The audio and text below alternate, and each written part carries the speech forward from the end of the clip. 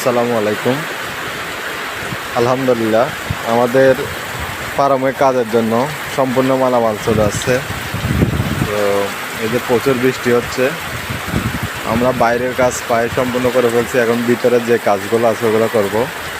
তো আলহামদুলিল্লাহ, এই জন্য যে আমরা এই কয়েকদিন টানা মাল আনছিলাম, তেমন কোনো বৃষ্টি হয় না, হালকা পাতলা হয়েছিল। কিন্তু আজকে দেখতেছি প্রচুর বৃষ্টি। এই যে বৃষ্টি, আমাদের আজকে থেকে যে কাজগুলো আছে সবগুলো সম্পূর্ণ ভিতরের কাজ, ডালাইয়ের কাজ যেগুলো আছে, যে সাং বাঁধা হচ্ছে। তো যদি এই বৃষ্টিটা আগে আসতো তাহলে আমরা মালামালগুলো এখানে আনতে পারতাম না। যদিও আমরা মাল ক্যারিং করে আসতেছে, আমাদের গাড়ি এখানে ঢুকে নাই। আমাদের গাড়ি এখান থেকে প্রায় আরও 5 মিনিট হেঁটে যাইতে হবে, ওখানে পর্যন্ত আসছিল। আমরা এই ব্যাং করে কিছু কাঁধে করে এই বাসে নিয়ে আসছি, এরপরে ব্যান নিয়ে এদিকে ফার্মে মালগুলো ঢুকাইতে হয়েছে।